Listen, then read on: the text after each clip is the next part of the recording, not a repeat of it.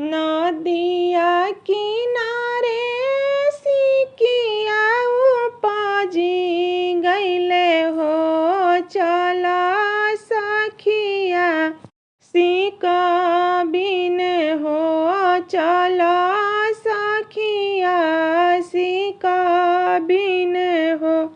सिकिया बिना ता दुल्हा लोभी गईन हो, चल सुहावा हमारा देश हो, चल धनिया हमारा देश हो, चल धनिया हमारा देश हो।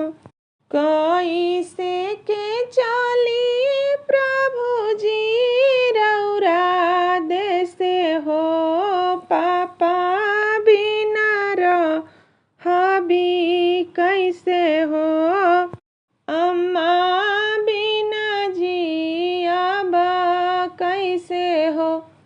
कैसे के चली प्रभु जी रौरा देश हो, पापा बिना रहब कैसे हो, अम्मा बिना जियब कैसे हो।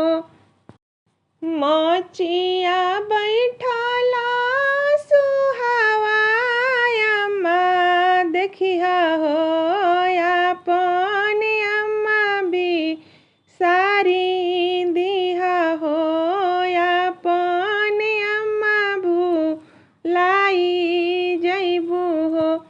मचिया बैठला सुहावा अम्मा देखबू हो, अपन अम्मा भुलाई जइबू हो, अपन अम्मा भुलाई जइबू हो।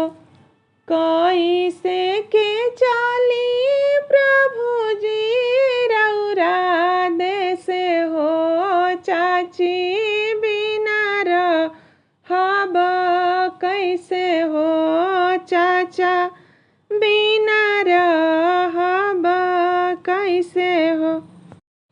सभावा बैठला सुहावा ससुर देखबू हो, अपन पापा बिसारी जइहा हो, अपन चाचा बिसारी जइहा हो।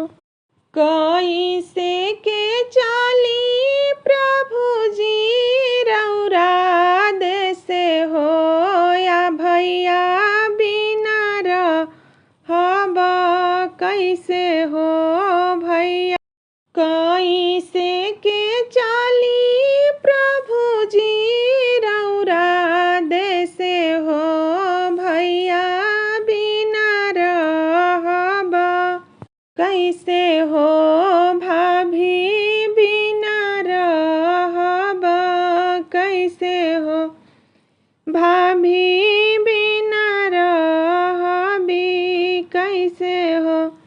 घरवा दुवरवा सुहावा भैया देखिया हो, अपन भैया सारी दिहा हो, अपन भैया सारी दिहा हो।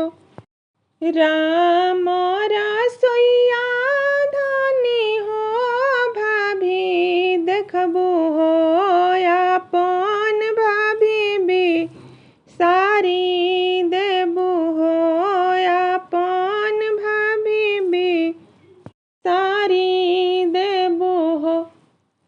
नदिया